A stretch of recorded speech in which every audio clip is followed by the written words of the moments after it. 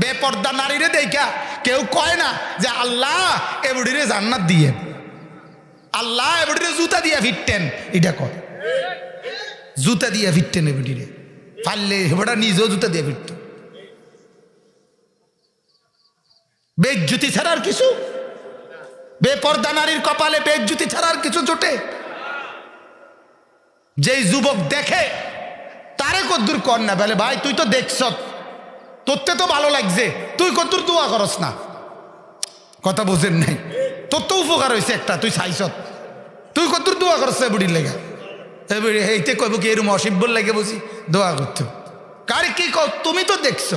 কয় অসিব্য দেখকেই তো দেখছি, বেদ্যব দেখকেই তো দেখলাম, ভালো হইলে কি আর দেখলাম নি হইলে? কথা বলেন না কেন? পর্দানসীন হইলে কি আর দেখতো? তো বেহায়া দেখেই তো দেখছে, বেপর্দা দেখেই তো দেখছে। বলেন নাউজুবিল্লাহ।